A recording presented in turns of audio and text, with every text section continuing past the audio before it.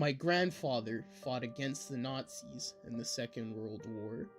My father fought the Viet Cong communists in the Vietnam War.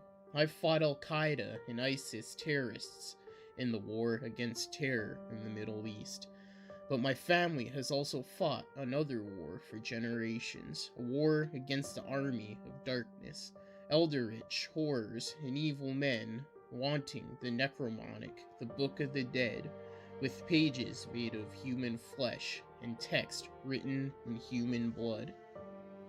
It is my family's duty, working with the Order of Merlin, to keep the book out of the hands of evil, as it has been for generations. The War on Terror. We were deep behind enemy lines in Afghanistan, bullets flying through the air, explosions all around me and my squad. I was keeping my head down, trying not to lose it. My pulse was rushing, my heart pumping, and I had no time for anxiety. That PTSD would come later. For now, I just returned fire. One of the terrorists ran behind cover. The other one I got in the kneecap. He would never run again. Alex, my best mate, was covering right beside me. "Cover me," he screamed, and I did as he rushed to the next cover. He got a grenade out and threw it over the cover to the hiding terrorist on the other side. It exploded, and we could see a rain of blood falling down. "Great work, guys," Tommy, my squad leader, praised our effort. "But don't forget about this guy." Jones joined in the conversation and ended the life of the terrorist I had previously downed on the sand with his loud machine gun fire. "Great work, guys," I said to the others. It was just the four of us against an unknown number of terrorists. The demon. We were approaching the enemy stronghold. There were 5 terrorists and 3 hostages, 2 women and a small child, a boy of maybe 7 at the most. We all decided on a target each and quickly killed 4 of the terrorists with straight headshots. Their exploded heads and brain matter were spread out on the sand. The last and final terrorist would be trickier, though. He was hiding behind one of those hijab-wearing women, using her as a meat shield with a knife to her throat and a small handgun pointed in our direction. "Typical ISIS terrorist scum, hiding behind a woman," Tommy said. "Haha, you fucking infidels know nothing. My name is Karim, and I only use the Islamic State for my own benefits. God is dead, Allah is powerless. There is no heaven, only eternal suffering. I piss on the Bible and wipe my ass with the Holy Quran. What I seek is an unholy book of terror and necromantic, and a book made of human flesh and pain written in blood and suffering. My ancestor, Abdul al-Azard, and they called him the Mad Arab for it. Then I could see his dark eye switch colors to a bright yellow. It scared me, but my squad mates seemed unaffected, except for Alex. It was as if only him and I could see what was happening. That is not dead which can eternal lie, and with strange eons even dead may die. No one understood what he was talking about, except for Alex, it seemed. He started chanting in some unknown language. "What the fuck?" Tommy screamed in anger. "What is he talking about?" And it seemed like a bunch of gibberish, a bunch of nonsensical terms, but somewhere deep in my mind it clicked, and it auto-translated. "In the house of Rahil, dead Klachu, waits dreaming."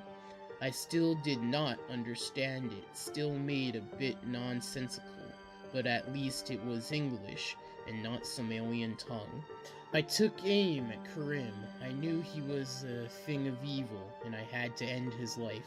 I could see his eyes switch colors again, burning red with hatred this time, and it looked like the motherfucker had grown horns, like a demon.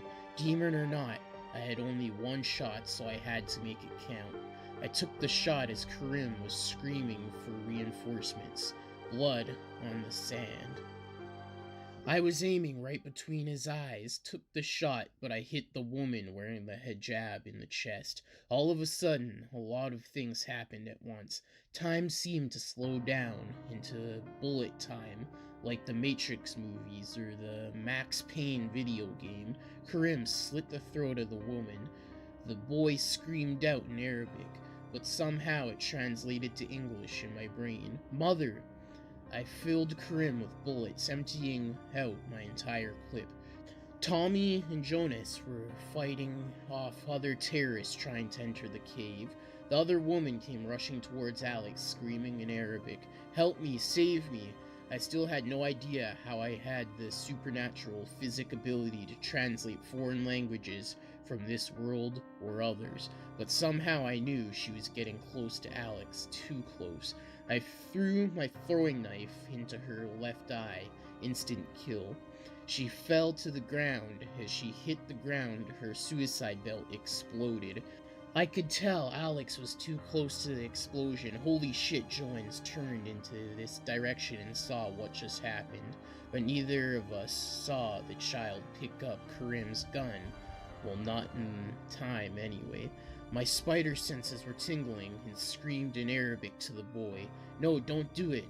But I was too late. He killed Jones with 3 shots and then aimed at Tommy. Tommy turned around and was ready to shoot the kid, but the kid was faster. 2 shots took him down, and now the kid turned his gun on me. I had not had time to reload another clip after emptying it out on Karim. The kid raised his gun. Bang! Alex, somehow alive, had shot the kid dead in the head. I walked towards him and saw that one of his legs were gone. "Don't worry, I'll carry you to safety." "No need," he told me, but not with words, telepathically, straight into my head. I could see a green glow from his left hand as he began to heal his wounded leg. I have special abilities just like you have. I work for the Merlin Order. I am here on a mission to capture the Necronomicon, the Book of the Dead, and you will help me. I could see the body of Karim disappearing in flames. The Merlin Order? Wait, what the fuck are you telling me? What the fuck is the Merlin Order, the Book of the Dead, this so-called Necronomicon, and all this Cthulhu nonsense? I asked him, irritated and confused. I hope you can understand why this was a lot of info to get at once. Up to this point, I had never had a supernatural experience in my life, or had I? Something in the back of my mind clicked. It was like a missing puzzle piece being put into place, creating a picture previously unseen, a childhood memory of my mom yelling at me for speaking with ghosts. But no, I just had a vivid imagination as a kid. Those ghosts were not real. Also, I remember my father sitting at a fireplace showing me swastikas from dead Nazis my grandfather had collected from SS troops he had killed in the Second World War. My father had cut ears from Viet Congs he had killed in the Vietnam War, and there was something else he had said about Cthulhu, an eldritch god with a beard made from tentacles like some hentai monster, but far more sinister and ominous, and the book of the mad Arab Abdul Hazard, made out of the flesh of innocent humans he had tortured and killed, fathers and mothers, and the pages were written with their children's blood. Something about this book having the power to wake Cthulhu sleeping in the house of Rahil, and when he woke, he would end the World War.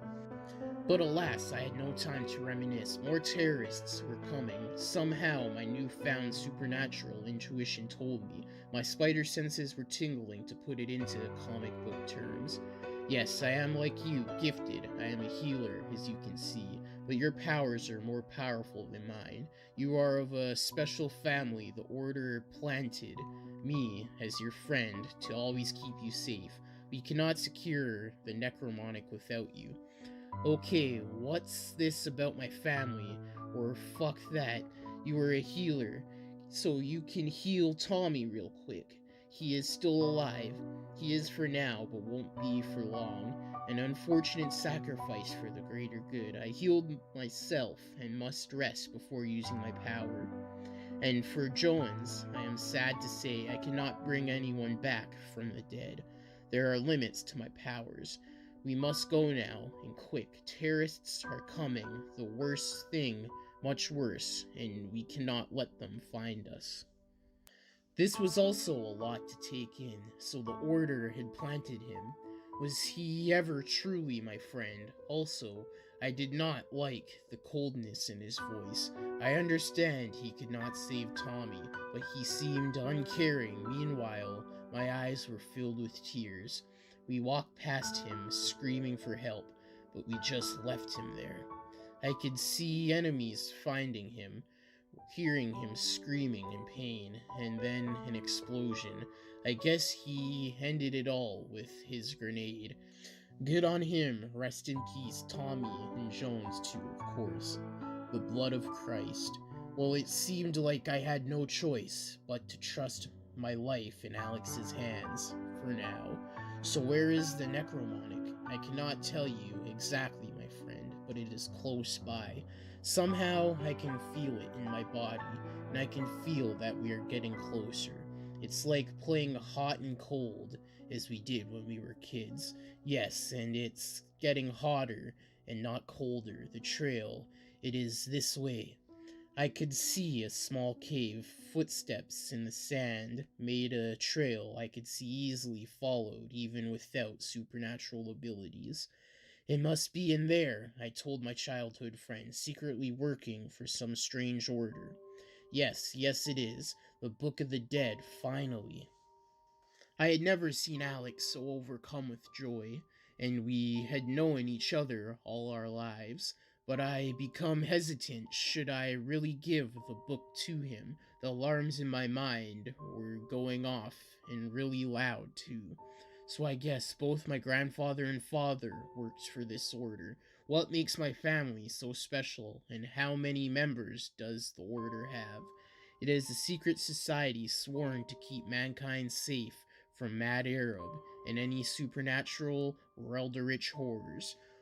Only the leader Merlin himself knows the exact number of operatives, but we are spread all across the world. Merlin, it cannot be the one from the tales of King Arthur, can it? It most certainly could be, but is it? That needs further confirmation. All I know is he is very old and very powerful. If he is so fucking powerful, why have he not destroyed the book by now? And what the fuck does he need from me? I asked angrily and confused.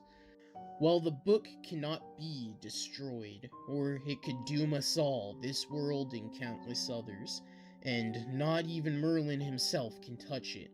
Only one who has a pure heart, the blood of Jesus Christ, in himself and their family, like your family have. Third eye opened, mind eye. Jesus fucking Christ on a cross. You should not use the Lord's name in vain. According to what you just told me, it would seem I would have the privilege to do so. Touché, and I had finally found a way to shut Alex up, a task that had seemed impossible for all my life. I was not sure if I fully believed I had the blood of Christ in me or not, but something was special about me and my family, my entire bloodline, I suppose. My third eye was open. I could see the Necronomicon being held inside the cave, being held in a chain hanging in between two giant ogres holding it. I could sense its wicked, twisted, and evil powers. This object was the most foul abomination and cursed object on this planet.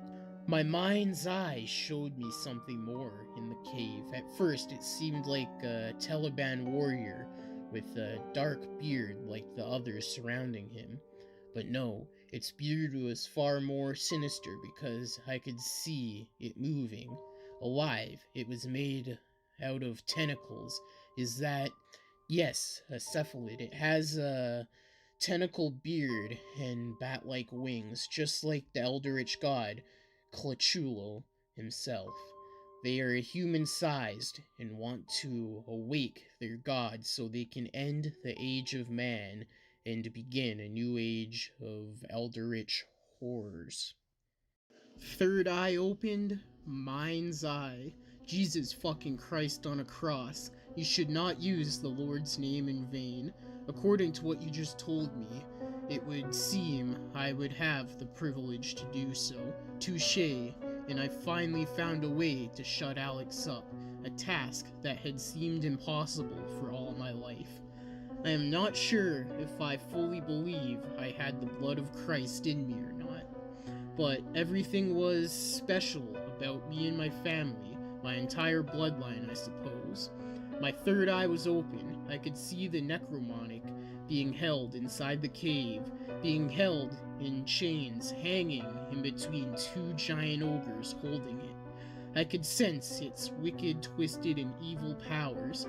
This object was the most foul, abomination, and cursed object on this planet.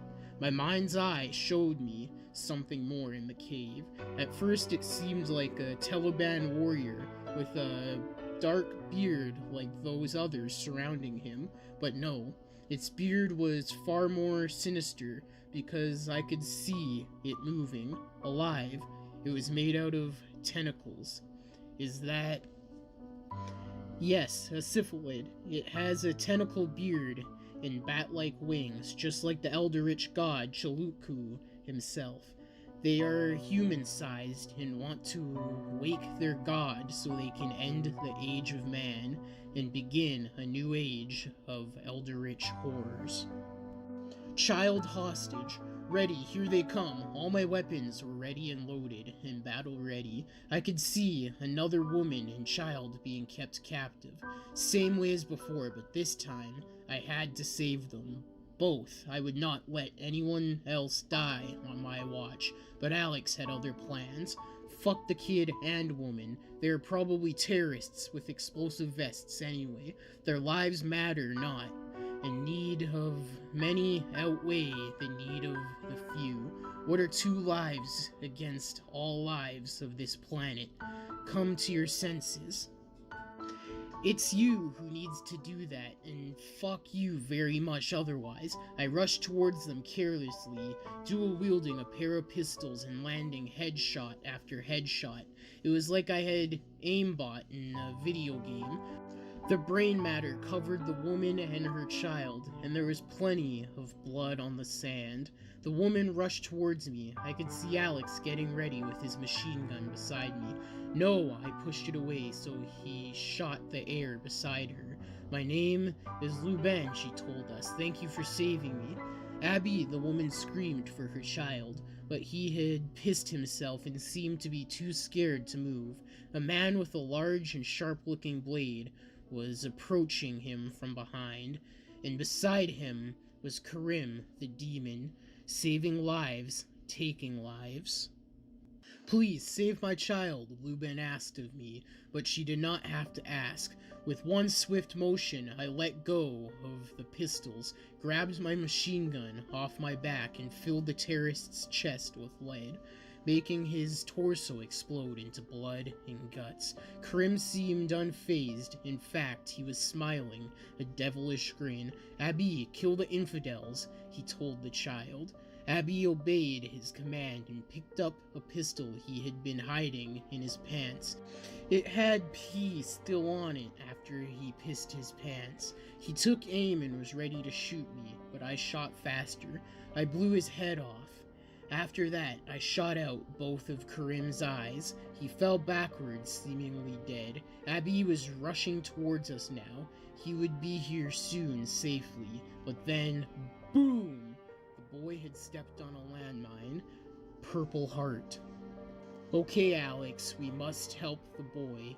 Your mission is to keep me safe. I don't really give a fuck what you think. I have the blood of Christ in me, not you. My words are law. And I am not letting that child die. Okay, I will try and heal him, and you don't have to be so rude and shout, Alex told me.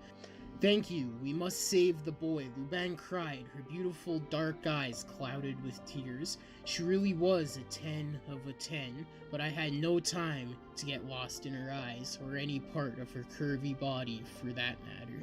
We got to her kid safely. Alex used all of his healing powers. It made him fall down tired from using such a powerful spell. He almost passed out. But the boy lived, and he was regenerating his lost body parts. I felt proud. Luban, the mother, was understandably overjoyed. I called in a helicopter. We were going to get the fucking book, the Necronomicon, Book of the Dead, and made up human flesh, or whatever, then get the fuck out of here. Things were looking up. But no good things last. I saw a red dot on my chest, and I reacted with cat-like reflexes. But I was still too slow. I felt a burning pain in my chest when the bullet from the sniper hit me. He was ready for his next shot. The red dot was right between my eyes this time. He took to shoot. I could still see the bullet flying towards me, right towards my brain. And then it took a left turn. It flew back to the sniper and into his brain instead, making his head explode on the impact. I have telekinesis abilities, Luban, the beautiful Arab woman told me. You did not think you landed all of those headshots by yourself, did you? To tell the truth, I had, but I felt safe to have another powerful ally on our side. Now let's end this. Let's get that book. In the horizon, I could see the hordes of the dead approaching, now led by the undead Tommy. Hordes of the undead. Yog Sogoth, and Eldritch God. Looks like a blob filled with eyes and tentacles. Yog Sogoth knows all, sees all. Nirolo Hoptep, its head looks like a tentacle on its chest. It has a mouth that is always hungry. Niloro Topeps is powerful enough to end the earth, but chose not to do so. It likes to torture humanity like a cruel child torturing ants or other small animals. Snakebeard, not a monster Lovecraft wrote of, but a powerful and mysterious foe. Its beard is made out of snakes, much like Medusa's hair. Aztog, the dreamer, may he never wake up, or he will doom us all. The ghost of the mad Arab, Abdul al-Azard, spoke to me. I had to snap back to reality. The helicopter was laying waste to the zombies with constant fire from a minigun. Then it appeared again, Karim the demon, horned like a devil and flying on bat-like wings this time. The demon made the helicopter crash. It killed tons of undead in the crash, and then the rotor blade kept spinning, killing even more, and then the helicopter exploded. There were not many zombies left. Me and Luban kept shooting straight headshots guided by her telekinetic ability. The demon was above our heads, getting ready to launch a fire attack. Alex grew angel wings and flew up and cut the demon's head off with a swift sword strike, ending Karim once and for all. I guess he really is your guardian angel, Luban told me and kissed me. I felt a burning sensation and a desire in my heart. Ew, kissing is gross, her young boy Abi told us. You let me die, the undead corpse of Tommy came towards us, ending an old friendship. Yes, and I will do it again. Bang! One bullet straight through Tommy's brain. Hell of a way to end an old friendship, but effective. Felt cathartic. Alex had recovered. He, me, and Luban made quick work out of the last few zombies.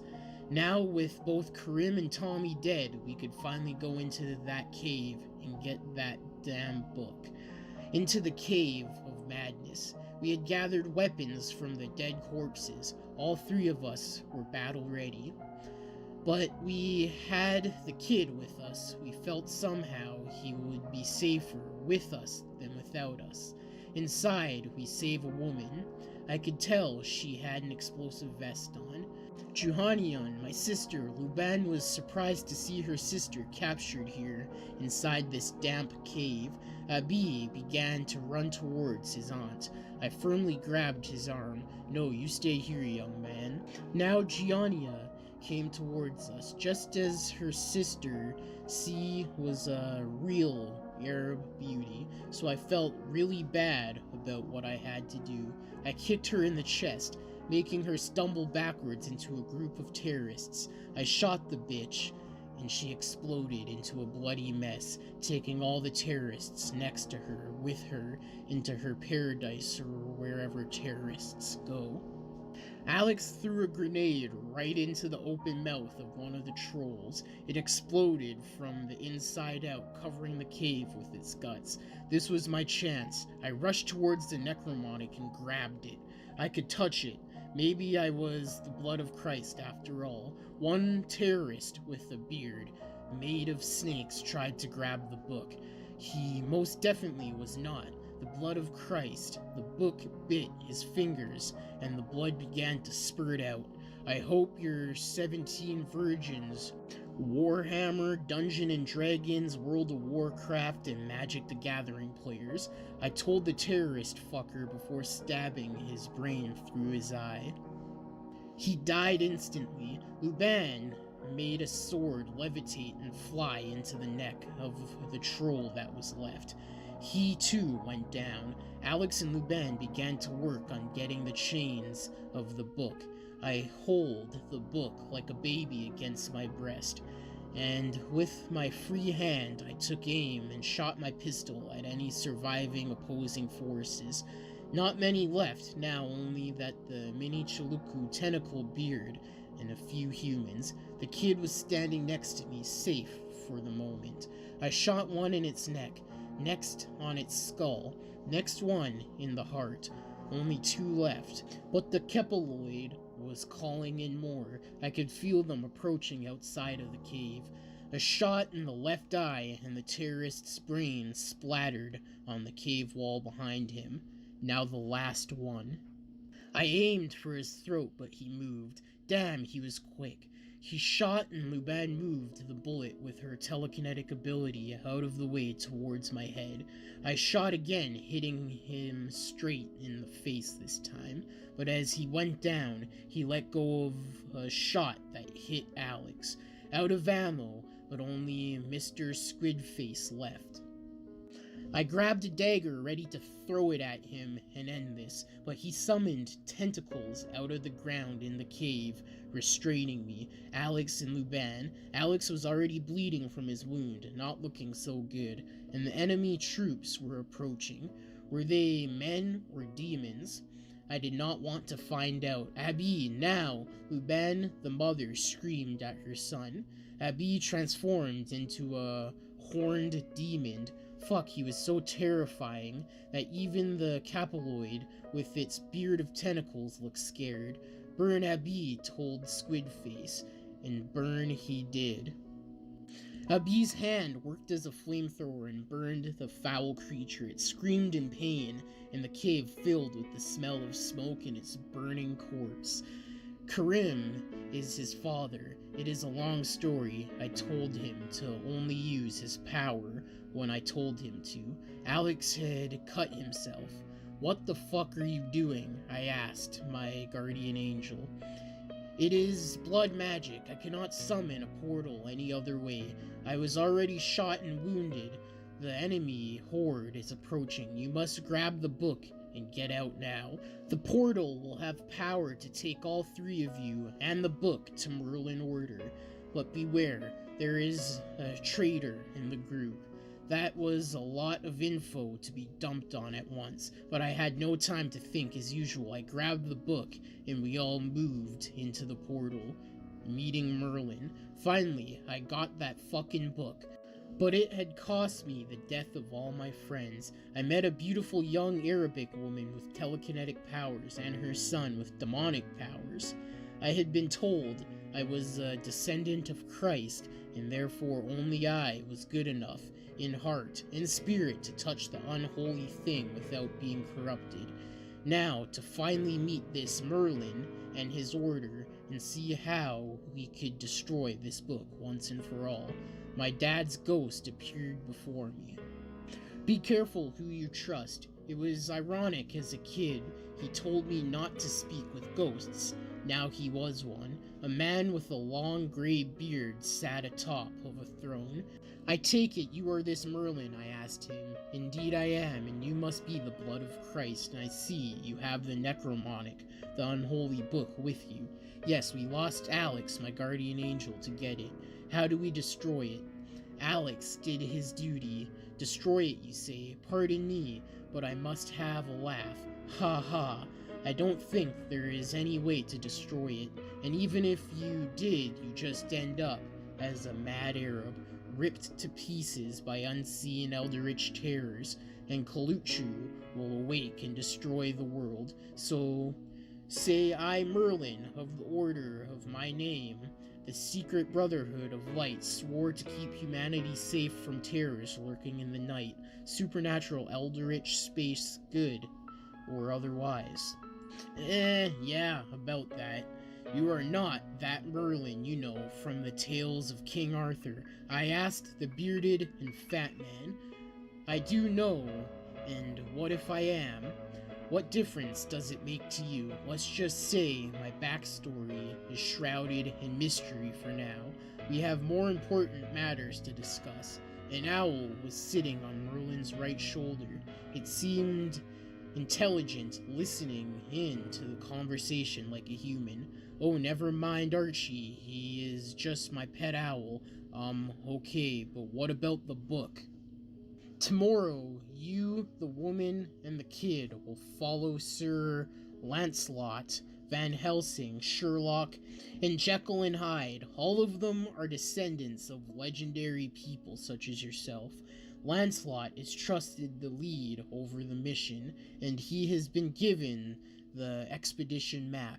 You will go to the Church of Gens, where the relative of yours, also a blood of Christ, lives. He has the compass that needs to be used with the map to find the house that does not exist. But if it does not exist, how the fuck are we going to find it? Well, that's what the map and compass is for, of course. And also, whatever you do, and this is of utmost importance, of course, do not read in the accursed book made of human flesh. It is known to drive men insane. Naturally, I spent half the night kissing all of Luban's body. Her skin was so smooth, and we had some intense lovemaking. The other half of the night I spent reading and learning necromancy. Church of Gens. So this is Gens, as his own church in the woods, named after him. Seems a little egomaniac, if you ask me. I don't recall someone asking you. He is blood of Christ, as is you. The order will protect and obey you, both. Why else do you think I have kept up with your annoying rambling? Percival was not a pleasant guy to be around, and I have deduced that one of you will be worthy of drawing the sword out of the stone. No shit, Sherlock. Anything else you deduced? Well, elementary, my dear Jekyll. There is a traitor in the Order of Merlin. Very possible he is on this mission right now, but who it is still shrouded in mystery. Sherlock's words made everyone quiet. I thought about what my father told me, and at this point I thought Jekyll might be the traitor, him or Van Helsing, the quiet one. I didn't trust that one as far as I could throw him, which naturally was not very far at all. Well, no time to dwell on that. We are approaching the church in the woods. Gens and his believers should be here. Gens stepped out, one beautiful green-eyed blonde in each one of his strong arms. Both had enormous tits. I could see Jekyll, the pervert, looking a little too long. I was careful so my girl did not catch me looking. So this is the keeper of the Necronomicon I keep hearing about. Good job securing the book. The order has been looking for it since the murder of your father. I suspect you are looking for this. He held out the compass and it immediately began spinning. Weird, it's never done that before, Jens told the obvious. Not too clever, that man, but very handsome. God, I hated him already. Percival pulled out the extraordinary map, and when held to the map, the compass pointed at the sea. But there is nothing there, I said, confused. Oh, but there is, Sherlock said. The sunken city, the lost city of Atlantis. Cult of Jens. So we should see which one of us two can grab the sword out of the stone. The one chosen by the sword will be the leader of our team in this expedition to Atlantis. We will go back to my church after the ceremony and festivals to the night, and me and my guardian angels will accompany you on your quest. Be that as your leader or your follower. Do you sleep with both of those gorgeous twin sisters? Jackal asked jealously.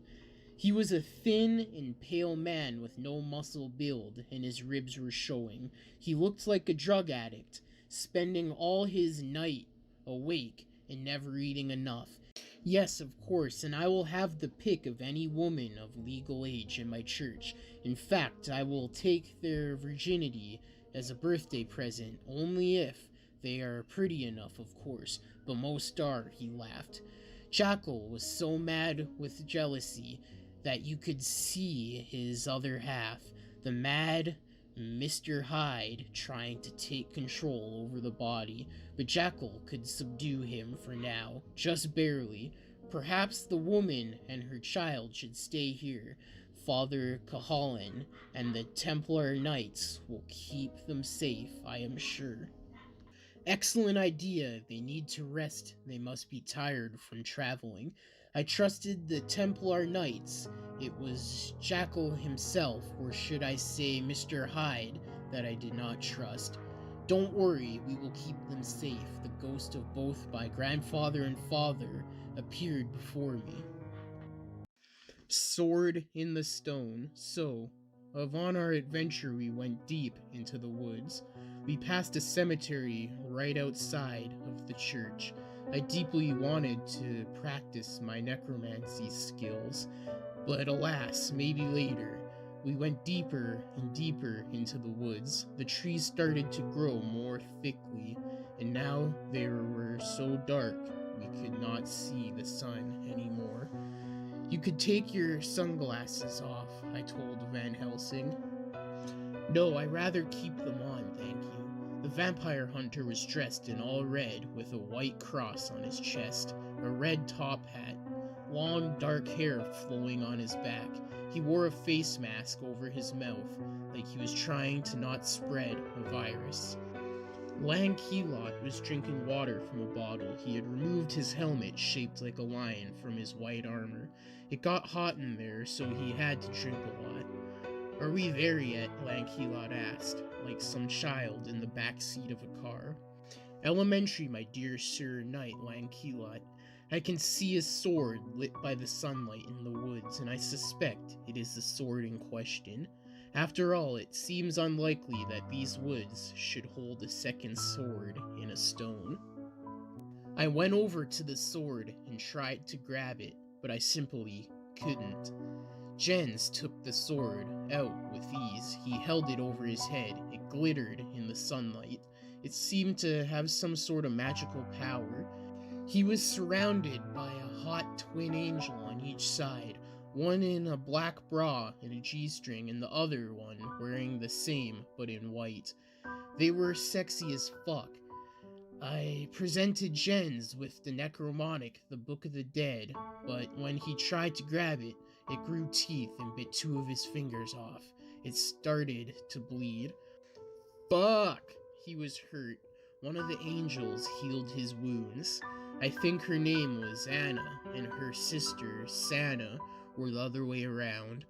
Well, this was an unfortunate predicament. Sherlock stated the obvious, wearing his SWAT gear, completed with a bulletproof vest. There would be a dispute on the leadership of this group, but not now. My spider sense was tingling. We had company, and not the good kind. The Judas Order. We were surrounded. We are the Judas Order. Christ died on a cross, and so shall you. A nail gun shot spikes at Jens, hitting his arms and legs in the same spots Jesus was during his crucifixion. He started bleeding intensely. He swung the sword, and it shot out some kind of magic beam, cutting 3 members of the opposing cult in half. The green grass of the forest turned reddish from the blood. Sherlock was smoking a pipe in one hand and shooting a 9mm handgun with the other. He landed nothing but headshots until his clip was empty. That's when one of Judas's forces grabbed him by his gun arm and then chopped it off with a machete. Van Helsing had removed his mask and began to drink blood spilled from Jens from the ground.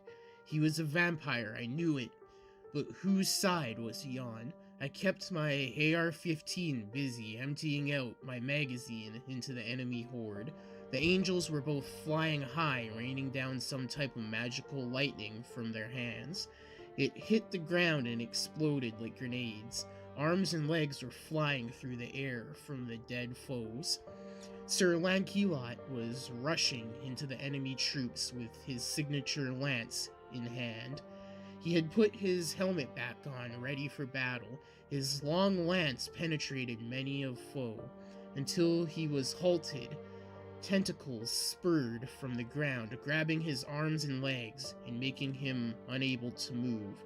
A man dressed in all black, with a black ski mask covering his face, began to laugh. He held a black pearl in his hand. It turned from sunlight into a full moon eclipse. Some of the enemy's hordes started turning into werewolves. We were in deep shit. The man in black. Van Helsing seemed to be powered up by the blood of Christ.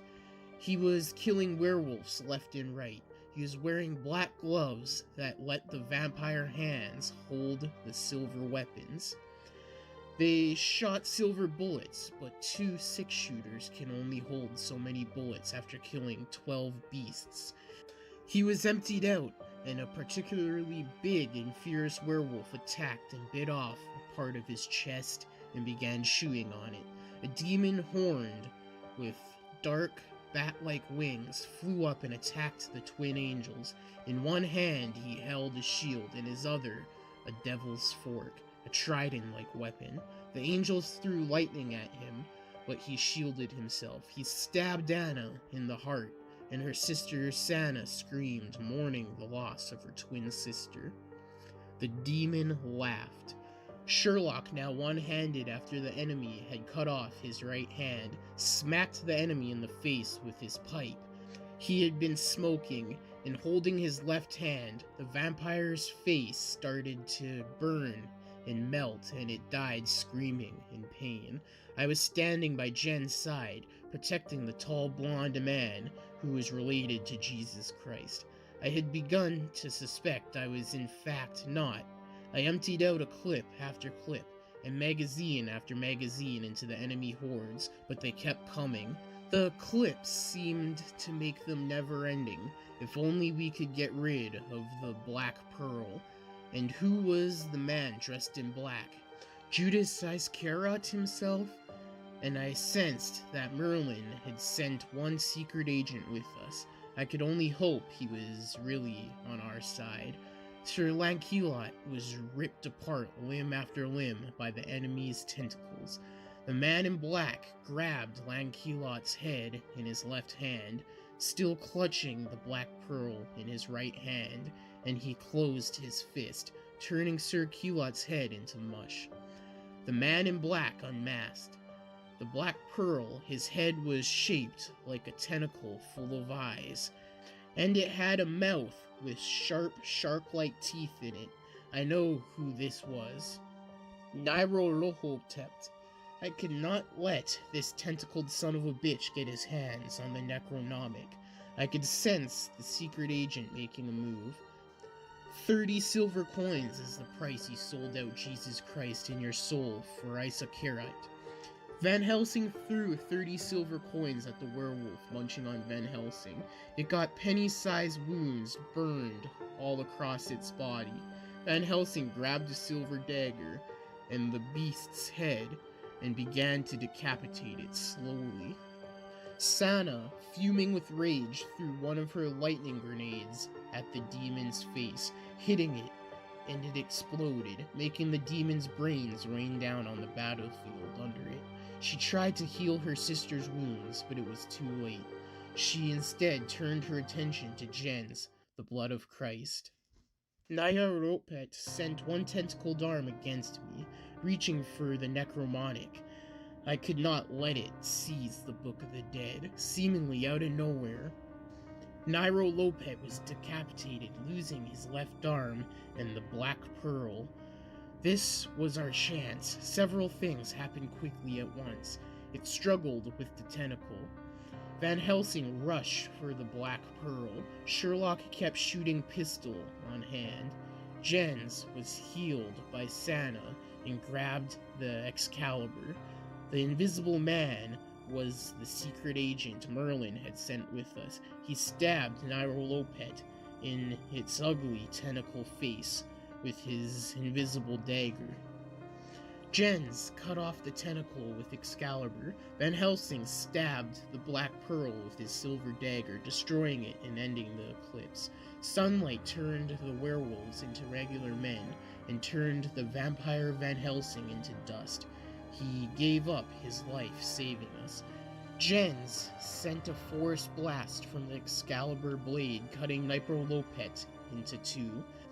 Suzanne got dressed in Sir Lancelot's armor, and after that, buried her sister. There was nothing left of Van Helsing to bury, so he put his ashes in a glass bottle that Sherlock kept on him.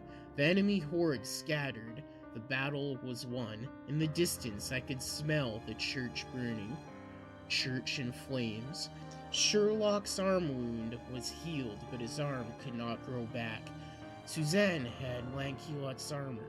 Jens had Excalibur. Anna was buried, and the ashes of Van Helsing was kept in a glass bottle. Sherlock kept it on a chain hanging around his neck. The Invisible Man had joined our team. He was sent in as a secret spy to spy on our team, but I decided to trust him for now. We had gotten the magic sword and kept the Necronomicon, the Book of the Dead, secure, at least for the moment. We rushed as fast as we could to the church. I could smell it burning. So you might have figured it out. You are not, in fact, the blood of Christ, as we had been told. It leaves the question, though. Who are you really? And why can you only touch the Necronomicon? Well, elementary, my dear Sherlock. I had figured it out some time ago, and who I really am, I simply don't know. But I think my ancestors are less holy than Christ. Of that we can both agree, Sherlock smirked. Well, Invisible Man, do you know? And who are you anyway? Can you please show yourself? I don't trust a man I cannot see. Well, I hope you can trust a naked man, then. The Invisible Man revealed himself in double sense. Fuck, don't you have an invisible cloak to cover that up? I told the mysterious man with his wiener out. I don't mind, and it had to be a pretty big cloak anyway, Suzanne said, enjoying the sight. Ha ha, I think she wants to enjoy that baguette at our next church orgy, Jen said. What the fuck, you guys have orgies? Merlin never let us have any fun sex parties, and my name is Mr. Wells. Well, I don't think there are going to be any more church orgies. In fact, there will not be a church left standing when we return by the smell of it. And what's with all that weird sex stuff anyways, I asked Jens. Well, I am the blood of Christ, and I might as well enjoy it and have some fun, Jens told me. We got to the church. It was standing in flames, with smoke coming out of the burning church. Father Callahan stood with a group of Templars with swords raised at Jekyll, now completely transformed into Mr. Hyde, and Abby, the boy, was transformed into his demon form. Choose sides. What's going on here? I asked. The priest tried to touch me, so I accidentally lit the church on fire, Abby said. The boy pointed at the priest standing there with the burnt mark on his arm. Somehow I knew the boy was telling the truth, so I just shot the man. Stand down, men. The boy speaks the truth. I was abused by the same priest when I was younger, Jens told. I guess that's messed him up and made him start with the orgies. Heidi, I wanted to see if he was going to be trouble. It appeared not so, because he turned back into his human form, Jekyll. I was just protecting the boy, he told me. Seems like Jekyll/Hyde could be trusted for now. Well, the genius has a submarine waiting for us to take us to Atlantis. There is another church along the way where we can drop these people off. Sounds like a plan, so we started going. A new challenge appears. Under the ruins of the church, a Frankenstein-esque monster was being built. It looked like the famous movie versions. Green skin, flat head, like a Neanderthal, bolts in its neck. A mysterious man pulls a lever, and the monster is hit by lightning. It's alive! It's alive! But the blood of Christ will not be alive for long, nor will the keeper of the Necronomicon. I will get the Book of the Dead. All hail Yog-Sothoth. The eyes see all. Yog-Sothoth knows all. Suddenly, a storm blew up out of nowhere. The rain made the invisible man somewhat visible. We all rushed into the church in the woods. We had traveled all day and needed to rest and eat and sleep, and the next day we would go to the genius and his submarine to travel to the lost city of Atlantis, an underwater city, safe haven. We were all rested after a good night of sleep. Me and Laban got some good loving in after her boy finally went to sleep. We all gathered at the dinner table. We were offered the best foods and drinks. Jens, of course, did that old turning water into wine trick. He's such a show-off. I looked around, and one of the dinner guests seemed sketchy as fuck. It looked like a man, but I could see its eyes, iris, shifting colors, yellow, black, green, etc. It seemed only I could detect it, however. Must be my heightened sensibilities because of my powers. Whoever blood I am related to. No nuts, please. I am allergic, Sherlock told a girl that kept trying to offer him nuts. The strange man approached slowly behind her now. She insisted on offering Sherlock the nuts, even though she knew he was allergic. I could see Sherlock beginning to have trouble breathing. The man grabbed her with one arm. With the other, he grabbed a bottle of vodka and broke it on her head. She took out a hidden dagger from her sleeve and cut the man in the chest, but its green skin started to heal immediately. In fact, it was no man at all. The shapeshifter turned into its true form, a lizard man. I am one of the Illuminati, a secret society of lizard people. We rule the world in secret and keep the humans safe from the Capullids and squid people and other eldritch abominations. Suzanne had rushed to Sherlock's side and began to attempt to heal him. I am Clover, an assassin, the young girl stabbed the lizard man in his right eye. It screamed in pain, but did not let go of her arm. It placed the arm near his face and began to chew on it. She dropped the dagger, and blood kept pouring from where the wound and ran down the creature's razor-sharp, alligator-like teeth. With extreme swiftness, she put her left arm in her pants pockets, grabbed a pill and swallowed it. She fell down on the ground in convulsions. "Who do you work for?" the lizard man screamed at her, demanding the truth, but the girl was gone. He searched her body and found one ring with an M insignia. The lizard held it up under the lamplight for everyone to see it. Sherlock's face darkened in fear. No, not him, anyone but him. A knocking sound was heard from the front door of the church. It was the Frankenstein monster trying to break in. Old enemies. I grabbed my assault rifle and I unloaded the entire magazine and shot it through the door at the monster. I can hear him moaning in pain, but alive. I shot the grenade from the grenade launcher attachment on the rifle, and the grenade hit the door and exploded, wood splinters flying through the air everywhere. One of them even grazed my cheek and drew blood. I wiped it off with my thumb and tasted it. You drew first blood, monster, but I will draw last if you have any blood left in your undead body. And then I could hear the hounds barking outside, a pack of them with Big Alpha leading the pack. They sounded strange, evil somehow. Murder, blood, and death. Frankenstein's monster crashes through the door. The Templar tries to hold it off, but to no avail. The monster rips the head off one Templar, with its spine still intact with his right hand. With its left hand, it holds the face of another Templar.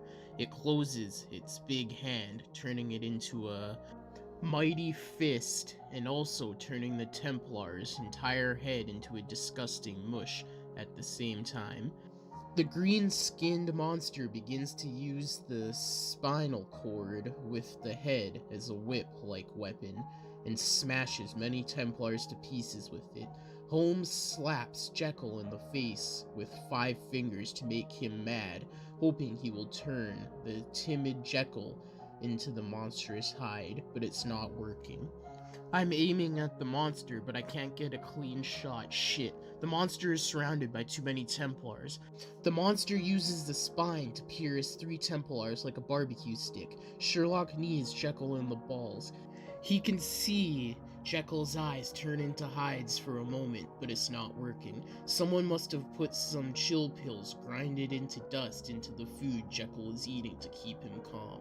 The monster puts both of its thumbs into the eyes of a Templar, killing him, then punches another straight through the chest. The monster has superhuman strength. One Templar stabs the monster with his sword.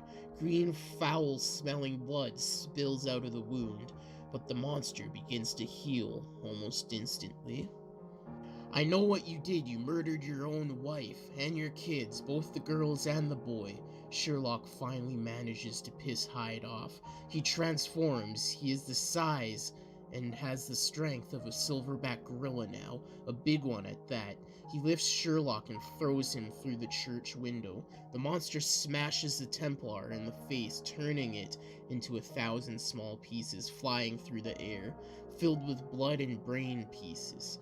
The monster pulls the sword out of its wound. It closes the hole with its regenerative powers, and is now completely healed and is beginning swinging, spreading death and decapitated limbs all across the room. Fire! Try using fire, I yell as loud as I can, but no one listens. And that's when we got into real trouble. Through the windows of the church, undead zombie-like hounds crash through the windows. Dogs of war. I fill one of the dogs with lead from my machine gun. When I hit its brains, it's finally dead. I grab a lit candle from the dinner table, throwing it at another hound. It begins to start burning, whimpering in pain, but it runs across the room, setting priests on fire. Fuck! It's even more deadly now. Jen swings the Excalibur sword, cutting the hellhounds into 2. 3 of them down, but there are more, many more. I can still hear the pack leader outside, barking loudly. Even more are coming. I cut myself and spilled a drop of blood onto the second page of the Necronomicon. I have no other choice. Blood magic. I begin chanting a spell that will raise the dead from the nearby cemetery. What the fuck are you doing? Santa the Angel, wearing full battle armor now, swinging an axe, decapitating the head of a hound, asks me. Don't worry, I trust him. He is the keeper of the Necronomicon, and his fight for us, whatever his true ancestors are. Jens, the blood of Christ tells her. Outside, an army of undead zombies rise from their graves to fight the hounds. Jekyll is now fucking pissed and rushes towards the green monster. Frankenstein's monster versus Mr. Hyde. Hyde knocks over and tramples a few of them to death in his mad dash towards the green monster, Frankenstein, fighting with the weapon like a coward. Clearly, you are no match for my strength, or you would meet me fist against fist. Like an honorable man, you brainless monster, Hyde taunts Frankie. I am of immense strength, you rapist and murdering split personality garbage excuse for a man. The monster throws the sword away. And it's just the movies and pop culture that made me look like a mumbling fool. If you read the Shelley Eyes original book, you would know that I was most well-spoken and intelligent, you illiterate swine, still dumb enough to throw away your only weapon. Hyde sucker punches the monster under the chin. The monster retaliates with a powerful blow to Hyde's face, turning his nose into a bloody mess. Hyde wipes his face and punches Frankie right into the flat of his forehead. Frankie grabs Hyde's arm and tears it clean off. Hyde screams in immense pain, and yellow blood bursts out from his wound. Hyde grabs the sword from the ground with his only good arm. He swipes the double-handed blade with just one hand, cutting both of Frankie's legs off. Hyde laughs. Wonder if they make wheelchairs in your size, you green son of a bitch. My legs will heal, your arms will not, rapist. Frankie tears the other arm clean off Hyde's torso. More yellow blood spurts onto the church wall and floor, onto the onlooking Templars. Frankie begins swinging Hyde's own arm as a weapon against him. Stop hitting yourself, Frankie mocks him. Hyde is filled with rage, and now, without his arms, chooses to attack in a different way. He begins biting Frankenstein's neck, tasting his green blood. Frankie grabs both of Hyde's jaws and pulls his face apart into two pieces. Outside, the undead hound of Baskerville approaches Sherlock. Mastermind. Sherlock throws a grenade into the open mouth of the zombified Baskerville hound. The grenade explodes, covering himself in the monster's undead blood and guts. Only one man can be behind this, Sherlock thinks to himself, as he sees the hounds chewing on the undead corpses. The zombies smashing the dogs' heads with rocks. Come outside, please, I cannot face him alone. We're coming, I assured my brother in arms. Frankie was covering the floor with dead bodies. There were barely any Templars left to fight him. One of them got the right idea and finally threw a lit candle at him. Fire! Fire! It burns! It burns! Abby transformed. Luban commanded her only child. He shifted into his demon form. Me, Jens, the blood of Christ. Santa, the angel. Luban, the Arabic beauty with telekinetic powers. And the lizard man from the Illuminati lay waste to the hounds until there was none left. Where was the invisible man? I trusted that son of a bitch. He better not betray us. Ball of fire, Abby burned the green monster to death with just one powerful fire attack. No!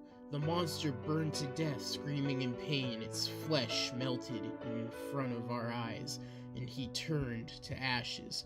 We rushed out and killed all the hounds that were left. It can only be one man behind this, the mastermind, Colin Mortary. Somehow he is still alive.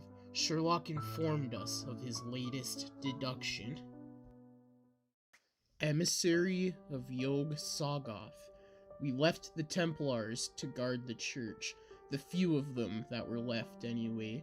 The team consisted of me, the Keeper of the Necronomicon, Jens, the Blood of Christ, Senan, Jen's guardian angel wearing Sir Lancelot's armor, after the death of him and Senna's sister, and the now one-armed Sherlock, and Shyamalan, a lizard man from the Illuminati, the secret society ruling the world and protecting mankind from eldritch horrors. Or that's what he would have us believe, at least. Luban, the telekinetic Arabic beauty, and my lover, and her son Habib, who was able to transform into a fire demon, was with us, of course. Hyde was KIA, killed in action, and the Invisible Man was MIA, missing in action. God, I knew better than to trust a man who could not be seen. And Merlin Hand sent him in secret to spy on us. It was only because of my heightened sensibilities that I had even discovered him previously. Watch out, there might be an invisible man in there with you right now. He might be up to no good, I told Father Cahallahan, and the priest promised to keep a lookout. I guess not all priests were child molesters, and Callahan seemed trustworthy. And then a rotten walking corpse approached me with its foul-smelling body. It was riddled with flies surrounding it and maggots crawling in the holes that had once been its eyes. Oh shit! And all that had happened in the battle with Frankenstein's monster and the undead zombie dogs and the hound of Burkersville. I guess I'd forgotten to put the dead to rest. I did just so, with a few headshots from my machine gun pulverizing its undead brains. I quickly took out a few more with my new John Wick-like skills and emptied my magazine. The dead had been fighting with us against the hounds, but I guess the spell would not bind them to my will forever. I took the Necronomicon out and cut Jen's hand. Only the blood of Christ on this page, made of human flesh and written in blood of the innocent, would work to put the dead to rest in peace once and for all. The book's page grew a disgusting mouth full of razor-sharp teeth, suckling up every drop of Christ's descendants' blood. But it worked. The dead all went back to their graves, finally at peace. Excellent work, the descendant of Sherlock Holmes told me. Now I must face my ancestors' worst enemy, Colin Mortuary, the mastermind of this attack. He is responsible for the death of Jekyll and Hyde, and countless Templars. The Invisible Man might be working for him. Yes, it is time to end this. I can feel him deep into the woods. We are heading in that direction anyways. Let's go there and finish this fight. After that, if any of us are still alive, we will meet this genius working for the Order and travel to Atlantis. I agree, Jens the Blood of Christ told me, holding his Excalibur.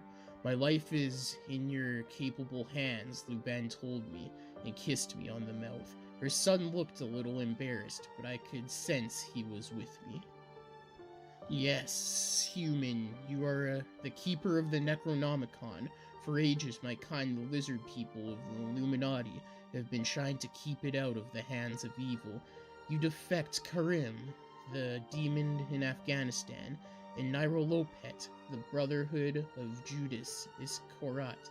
Now we must crush this Moriarty once and for all. Yes, let's not forget my sister, Anna, and Van Helsing, Dr. Jekyll, or Mr. Hyde. All of them lost their lives keeping this book safe, along with countless others whose names we don't even know. May they all rest in peace. I had a vision, Yog Sothoth, the tentacled eldritch monstrosity covered in eyes, all-knowing and all-seeing. In its stone prison, the eldritch god, Cthulhu, lay dormant, dreaming, sleeping. He must not be awakened, or he will end the world and doom us all. I saw the ghost of my father. He had been working for the Order before me, and so had his father before him, keeping the Book of the Dead out of the hands of evil. One of your followers carries a secret, he told me before he disappeared into nothingness. I wonder who and what he spoke of. But this was no time for dilly-dallying, and we must carry on with our mission. Into the deep woods we must go. Into the deep woods. We traveled together into the deep woods for a final confrontation with our worst enemy, Mortuary. We found him burning a man with pointed ears alive on a cross, crucified like Christ himself. He died screaming in pain, the air filled with the smell from his rotting corpse. A woman was bound to a tree, naked, also with pointy ears and green eyes. She screamed in agony, and her eyes filled with tears. I did not know this woman, but it was clear she was the lover of the burned man. Mortuary let out an evil laughter. So they come, Sherlock and his doomed fellowship of Christ, and they brought the Necronomicon with them, all according to plan. I was thinking of my dead guardian angel, Alex, and all my dead soldier friends from Afghanistan. I would not let this evil man so much as touch the Necronomicon. 2 members of his cult attacked us. They both turned into Mr. Hyde-like monsters, big and bursting with gorilla-like strength and yellow evil-looking eyes. Jens swung the Excalibur in a horizontal motion and split one of them into 2, and it fell dead into 2 pieces on the ground. He aimed and struck at the neck of the next one, but his arm was decapitated, seemingly out of nowhere by an invisible force. I knew it. It must have been Wells, the invisible man. I could see Jen's blood spray from his wound onto the tits of the invisible attacker. So this one was a girl. Interesting. Girl or boy, matters not in war. I filled the invisible woman's entire body with bullet holes. Santa healed Jen's wound, and the blood stopped spurting out of it. One-handed, he grabbed the Excalibur, but it was a 2-handed weapon. One of the followers threw a grenade in our direction, but Luban let it fly back into a pack of them with her telekinesis. They exploded into blood and guts with arms and legs flying all over the place. I could see another one grab a dynamite stick. I shot it and it exploded in his hand, killing him and everybody standing next to him, at least 5 of them. Santa threw her axe into the forehead of the second Mr. Hyde, instantly killing him. Jens swung his magical sword, sending a powerful force at the mastermind calling mortuary. Cutting his right arm off, he screamed, hurt, and black goo started to rain out of his wound. His wound healed and he grew a tentacle out of it. Tentacles again? Enough of this hentai shit, I said, and emptied an entire magazine into him. Black blood spurted from wounds all over his body. He fell backwards screaming into the fire, and screaming even louder once he started burning. Abid transformed. Luban told her son, and he shifted into his demon form. He burned at least 15 men. The lizard man and Sherlock were at the naked girl's side now. Sherlock had a knife in hand trying to cut the ropes so he could free her. The lizard man was biting a man's entire face off. He was keeping Sherlock safe.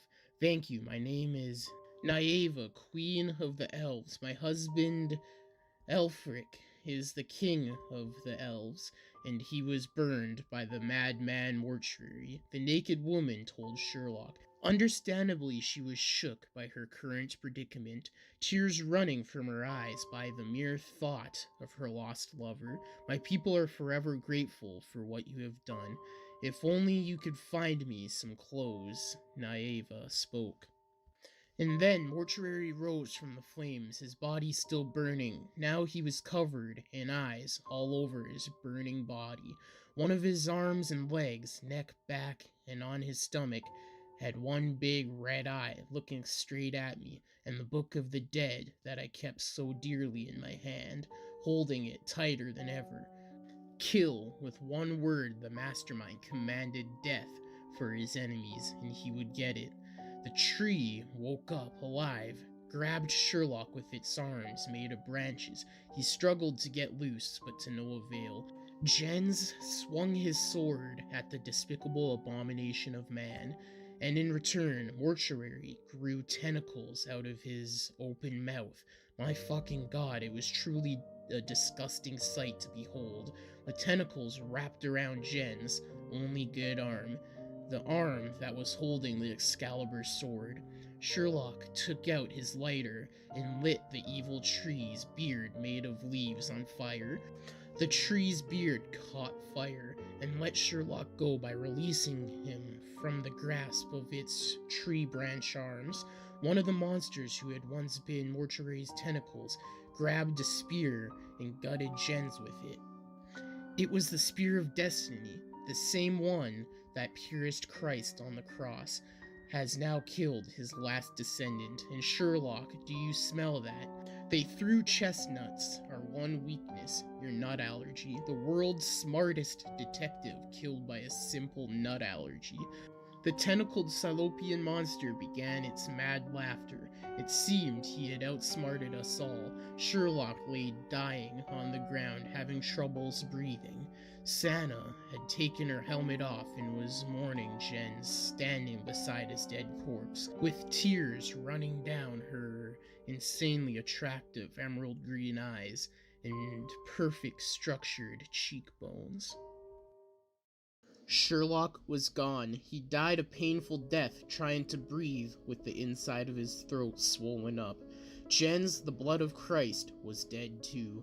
Abid, in his demon form, were burning the masterminds, followers left and right. They all died burning and screaming in pain, running around setting fire to each other. The Elf Queen escaped and got dressed. Jens, guardian angel, appeared to still be mourning at his side. The lizard man was biting the head off of one of the mastermind soldiers and swallowed it whole. I was headshotting foe after foe. Luban guided my bullets straight into the enemy's brains with her telekinesis. The battlefield was filled with blood and guts, brain matter, and corpses. Seemingly out of nowhere, an invisible dagger struck the tentacle monster right into its big chest eye. It screamed in pain. It grabbed Wells, the invisible man, with its tentacles and tore him limb from limb, with his head last. So he had been on our side all along. This is not even my final form. The monster transformed again. This time it looked like a bubble with eyes and tentacles all over. Sana stopped sucking the blood of Christ out of Jens. She smiled with her big sharp vampire teeth. She grew one white wing because she was half angel still, and another dark bat-like wing because she was now half vampire. She was all 100% killing machine. She grabbed the Spear of Destiny in one hand and the Excalibur in her other. Sucking the blood of Christ out of Jens must have given her the power to wield the mythical blade. She pierced the Yog-Sothoth-looking monster right into its main big eye with the Spear of Destiny. The same spear that had pierced Christ's body now pierced the eye of this abomination, and she began to cut off its tentacles with the Excalibur, dual-wielding two legendary weapons at once. I guess Van Helsing must have bitten her and given her vampiric powers. I also guessed this was the secret my father spoke of. She went at it for a good while, hurting the monster. "Finish him," Luban told her demonic son. Bale fire with one final, immensely powerful fire strike. The monster burned and died once and for all. "Let's go, team. We must go to the genius so he can get us to Atlantis, the sunken city. We must keep the Necronomicon safe once and for all." I told my team, Luban, the Arab beauty, her son Abby transformed into his human form, a small boy. The elf queen, Naive, now fully dressed, grabbed a sword from the corpse of her burned lover. Elfric, the elf king. Shamalone, the lizard man, shape-shifted into human form. Sana put her helmet on again so the sunlight would not burn her half-angel, half-vampire face. Sherlock, Jens, the blood of Christ, and Wells, the invisible man, were all dead, but we had no time to mourn the loss of our friends. We had to get going. To Atlantis, the sunken city. We went farther into the woods, and all of a sudden, the Elf Queen's blade began glowing green.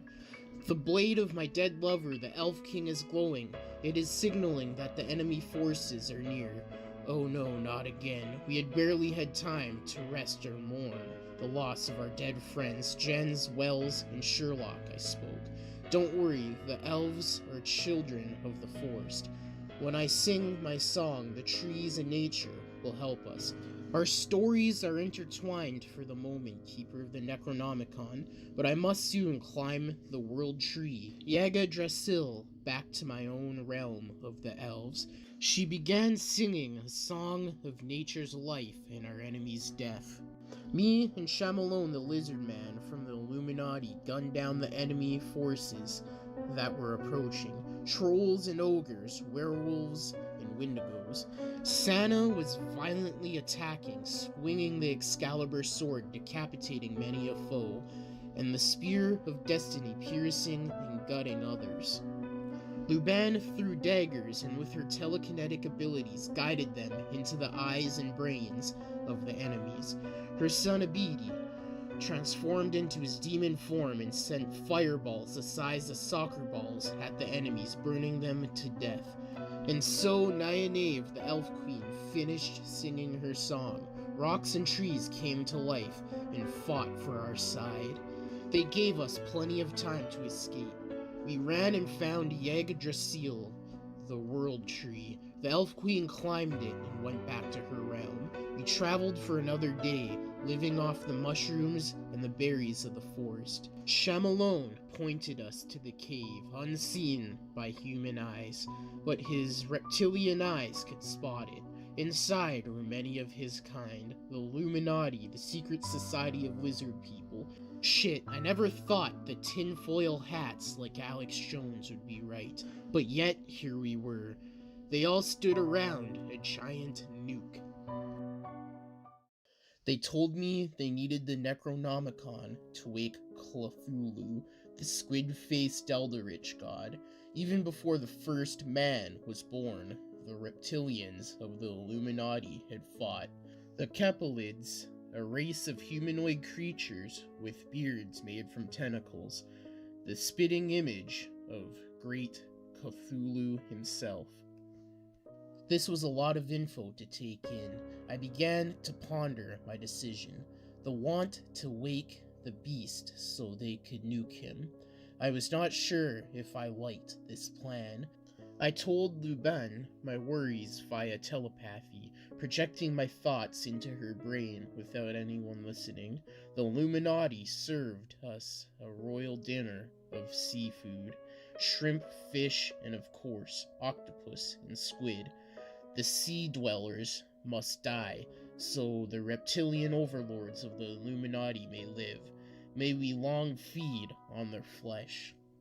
Hail the Illuminati, hail Snakebeard, hail Old Yig, the Eldritch Snake. Hail Kaiju, hail the old snakes of Great Kush Empire. Hail the reptilian overlords, hail Great Merlin, hail the snakes of Midgard, and every great reptile. Merlin, there was a name I recognized, finally, so he knew about these reptilian shapeshifters. Did he trust them?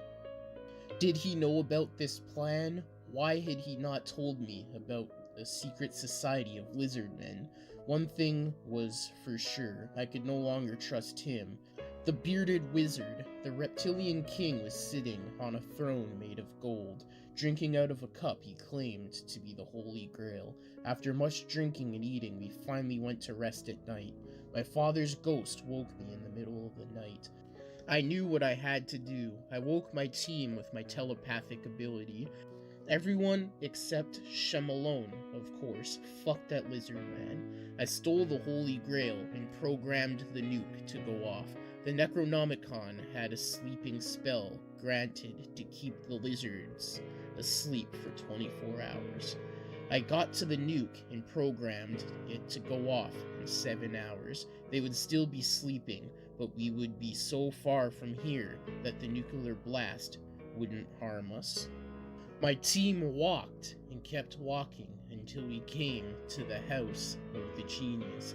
We knocked on the door, and a Bigfoot or Sasquatch, you may call him, opened the door. "Oh, you're finally here to get to the sunken city of Atlantis, where mermaids and fishermen live," the Bigfoot asked of me. I could tell he was the genius. No one told me the genius would be a big hairy ape, but nothing could surprise me at this point. Inside, 7 dwarves were working on a submarine.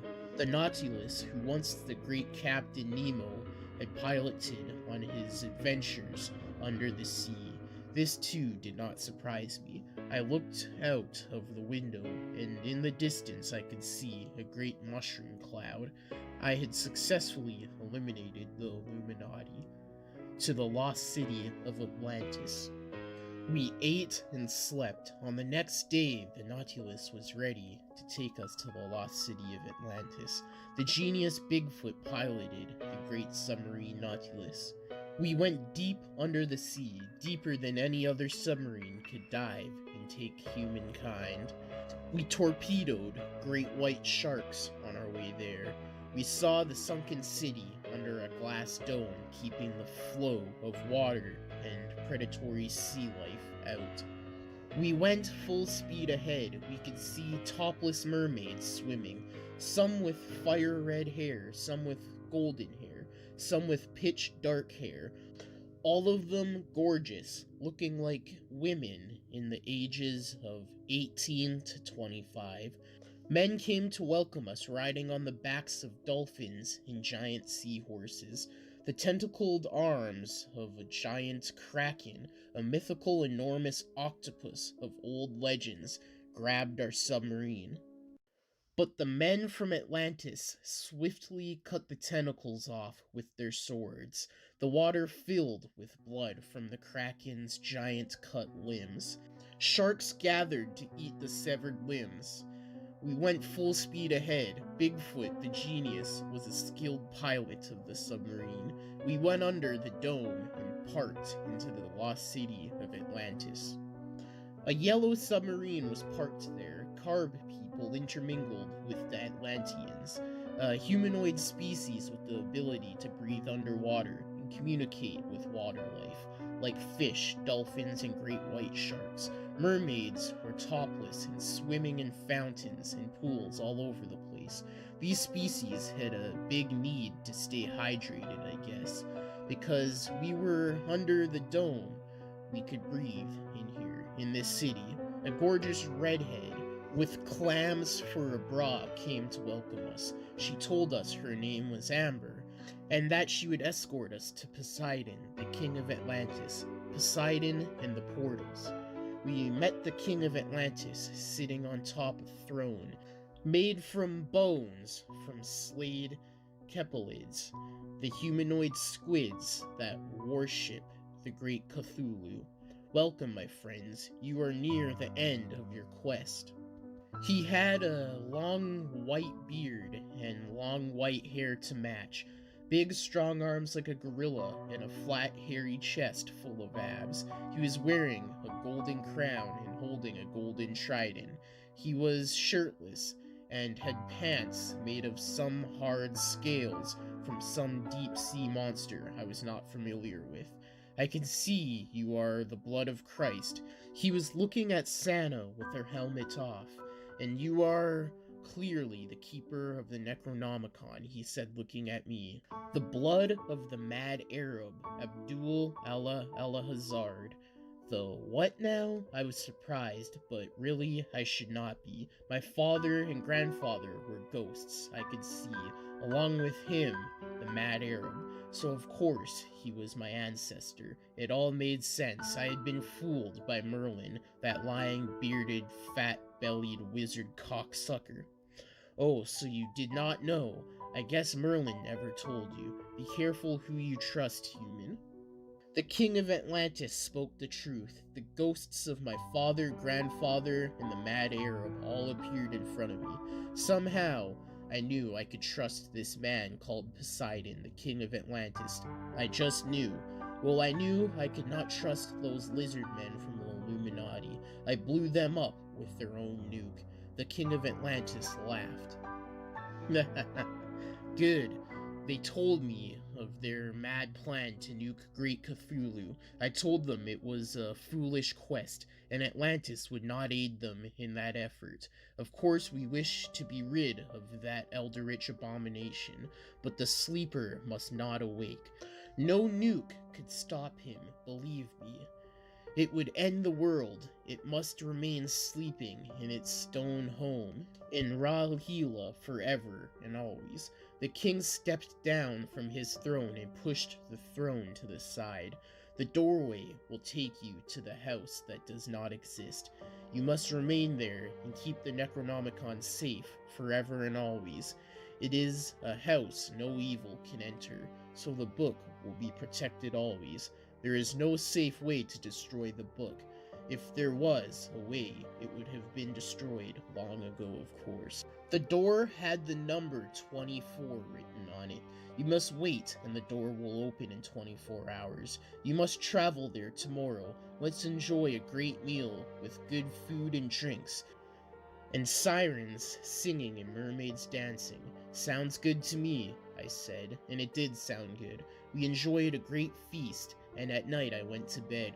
Luban checked on her son Abid, and later joined me in bed. The next day I awoke, alone and with the Necronomicon gone. Off to Arlay we must go. I met with Luban, Bigfoot Santa, the vampire angel, and Poseidon, the king of Atlantis. The book is gone, I exclaimed in terror. Some keeper of the Necronomicon I was, losing the most important book of all time, a book so powerful that it could awake Cthulhu and doom us all. Fuck, damn it all to hell.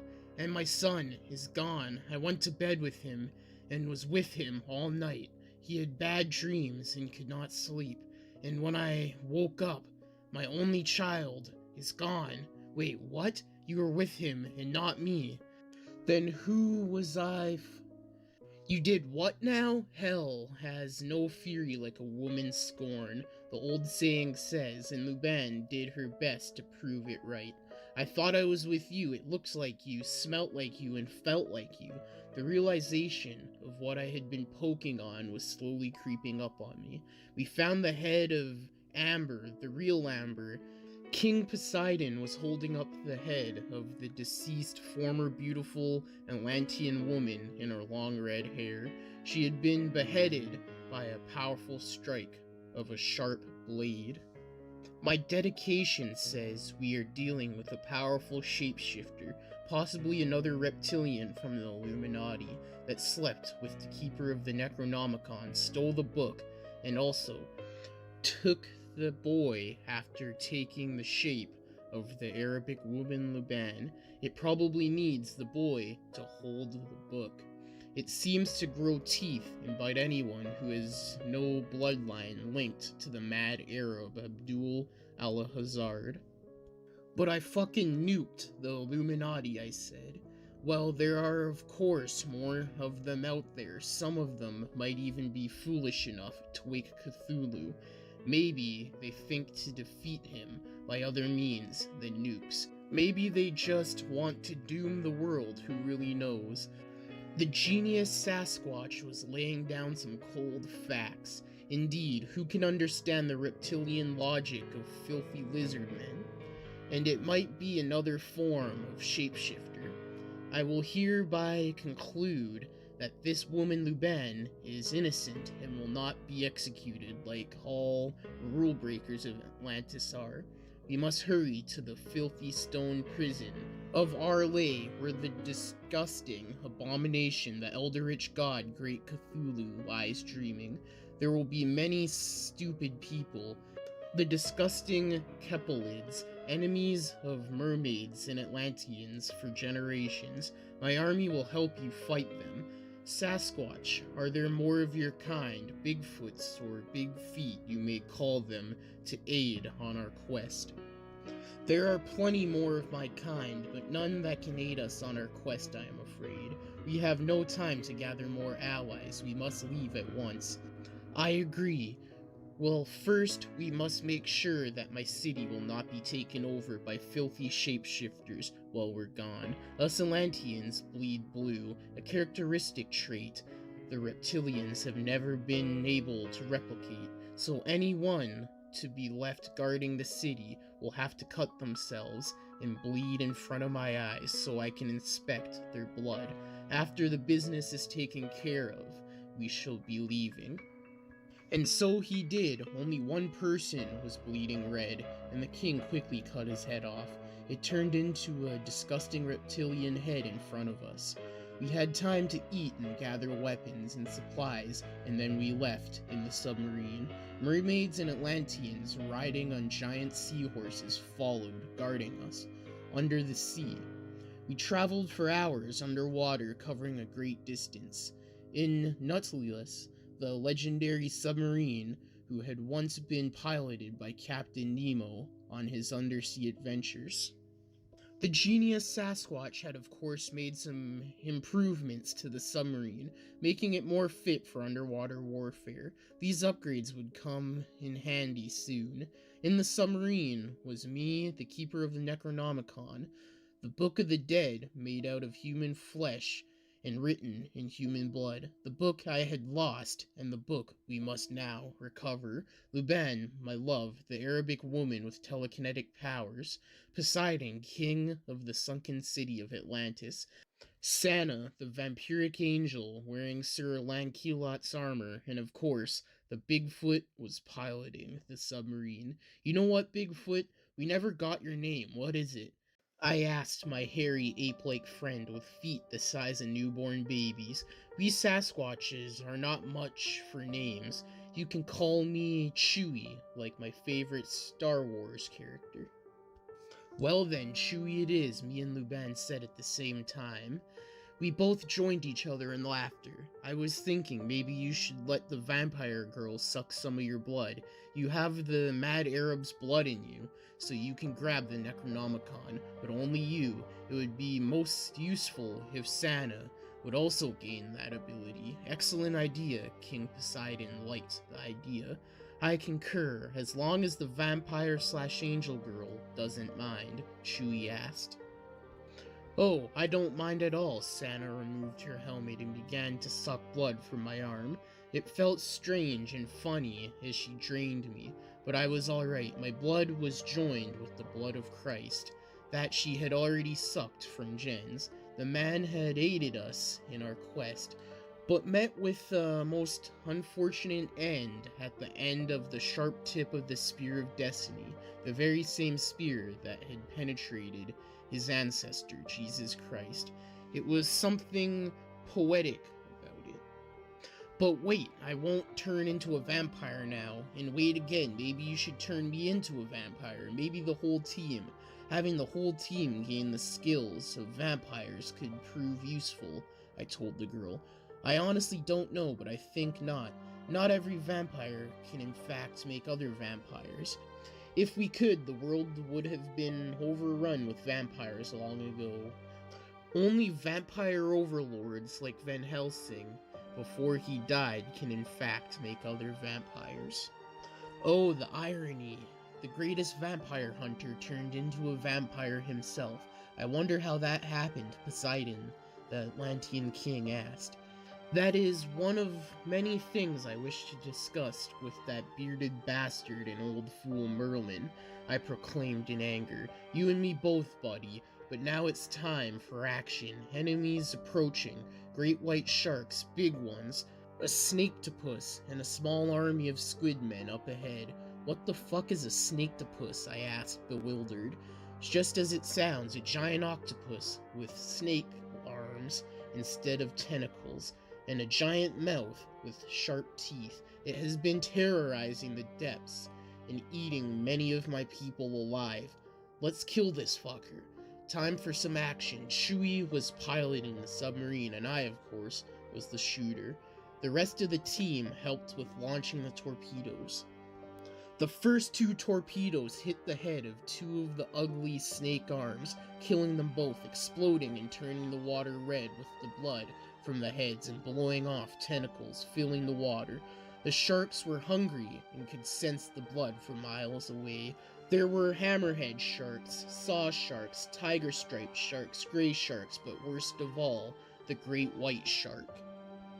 They were all fighting for the blown off tentacle bits, and biting at the snake-topus's leftover tentacles still attached to its hideous body. Some of the sharks fought each other for the leftovers. The great white decided to end the fight and bit a smaller shark in half. I aimed at the snake octopus's hideous body/mouth in the middle between its arms. I hit it right in its open, ugly mouth, and it exploded from the inside out, filling the seawater with its blood and guts. Hideous intestines. Great work, kid. That shot was 1 in a million, Shuey the Sasquatch praised my skillful shot. Whoa, that Bigfoot really loves Star Wars. Who would have known? But Shuey, please tell me you don't love the Disney movies, I asked him. Fuck Disney, fuck Kathleen Kennedy, and fuck Mary Sue. The Force was always partly female. Princess Leia was a powerful and strong woman way before Rey and Rose Tico. My man, this Bigfoot was a man of culture. Princess Leia in that golden bikini in Jabba's place was when I learned a woman can be more interesting than a Nintendo game. Just a boy becoming a man. But I was not going to ask a fucking Bigfoot about his fapping habits. If Bigfoots even did those things, I was not going to find out in the middle of an epic underwater battle anyway. I guess some things are better left alone anyways. I am summoning my comrade in arms, the great whales. Poseidon, the king of Atlantis, could of course command sea life with his mind, and I know people give Aquaman a rough time, but there is much more than fish living in the deep. The fucking sharks don't listen to my command. They are all deemed traitors from now on by me, Poseidon, the king of Atlantis, the sunken city, ruler of the 7 seas. The great whales came, orcas, the black and white killer whale you might have seen at SeaWorld, the big blue whales, gray whales with their humps on their backs, narwhals with their long spear-like tusks, but most of all, the MVP, the big kahuna, the blue whale's biggest animal on the planet Earth. Its heart is the size of a Volkswagen Beetle. It must eat 4 tons of curl each day to live. There were 4 of them, all hungry with open giant mouths, opened and swallowing the army of squid men who opposed us in our quest to Arlay, the stone prison of Great Cthulhu. A yellow submarine appeared. It torpedoed one of the blue whales. Sharks were fighting and biting each other just to get a taste of the whale's sweet, sweet blowing off flesh. Mermaids were cutting the sharks and poking their eyes with knives. Some of them had underwater spear guns and shot the sharks straight in the face, killing a few. Atlanteans riding great seahorses cut the head off of hammerhead sharks and cut some of the smaller sharks in halves. But the great whites proved to be a big challenge, and some of them bit our men in 2, and some were swallowed whole. Chewie kept our sub out of harm's way, and I kept shooting torpedoes, killing many great whites. The rest seemed scared and retreated. It appeared we had the upper hand. But the yellow submarine was still out there. Another blue whale was killed in action, leaving us with only 2 down and 2 alive. Its giant body was floating dead in the water. Massive amounts of blood from the dead whale filled the water, sending the sharks into a killing frenzy. Poseidon summoned a powerful underwater current. The flow of water pulled the remaining squid men into the sharks' kill zone. Arms, legs, and heads were all bitten off, leaving torsos with missing body parts floating about. One of the remaining blue whales opened its giant mouth and swallowed the leftovers of the dead squid men, and the alive ones, they tried their hardest to keep swimming away from its giant mouth, but they were unsuccessful. The mermaids summoned a pack of dolphins, and a group of dolphins can actually kill hammerhead sharks or tiger sharks by working together. Most of the smaller sharks were killed, and the rest fled, leaving only the great whites and the yellow submarine as our opposing forces. The squid men were all dead. 3 great whites remained. They were all attacking one great blue whale. The smaller whales had all left. The big blue whale swallowed half of a great white. The other 2, however, ripped it apart, and that's when I saw it. I took a chance shot. The torpedo went flying through the water for a great distance, and it hit. I sunk the enemy's damned submarine. I wondered who was inside for a second, but there was no time to find out. I blew the face off one of the great whites. Only one remained, and it proved no match for the great blue whale. The whale sent the shark running, or swimming. Either way, it fucked right off. We were finally approaching our final destination. Arlay, home of great Cthulhu, the eldritch god forever sleeping there. Waking him would end the world. We must stop the bad guys and the cursed book of the Necronomicon, the book of the dead, back into safe hands again. Now we finally arrived at Arlay, the stone prison / grave where dead Cthulhu was dormant, dreaming for eons. Only a certain page in the Necronomicon had the instructions of how to wake the eldritch god powerful enough to end the entire human race once and for all. The sound of drums, flutes, and banjos being played told me the ritual had begun. The air was filled with smoke and what smelled like burnt flesh, sacrifices of beautiful virgin girls of different ethnicities, no doubt. One white skin like milk and hair like honey, Scandinavian. One with luscious red lips and ebony skin. One Asian with perfect bone structure and hair dark like the night. And more Bosnian, Romanian, European, Australian, and so on. All of them perfect beauties, too young to die, with smooth skin. No man or woman would ever have the pleasure of knowing. The sight and smell sickened me. The mysterious cult of Cthulhu had been busy. Damned bastards, delusional madmen all of them, thinking they were in touch with God. But great Cthulhu was no god. Even I could hear his call inside of my head now. I almost went insane from the sensation of his tentacles reaching into my brain. Oh, the horror. But I must resist. Luban, my love, was still with me. We had to get her son back. Must get Abid back. Get the Necronomicon back. Let Cthulhu sleep, never to awake again. Sana, the vampire angel, was here too, with her armor and the Excalibur sword. Chewie was with me, holding a teleportation pad and what looked like a lightsaber. King Poseidon was with us too, but he was the only landwalker of Atlantis. Being a half-breed, his army was swimming in the waters, fighting the deep ones, aided in their battle by great Moby, the last of the blue whales, King Poseidon's greatest familiar.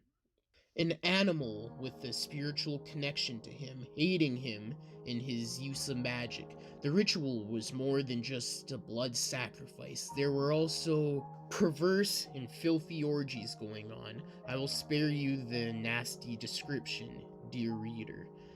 But the participants were beautiful women of all races and ethnicities, men wearing dark red robes with face masks made from the bones from dead animals, squids, goat heads, giant lizards, and snakes. Trolls and giants, even cyclopses with red skin and one big eye watching the action. In the middle of all this was one of those demons with a living beard made out of snakes.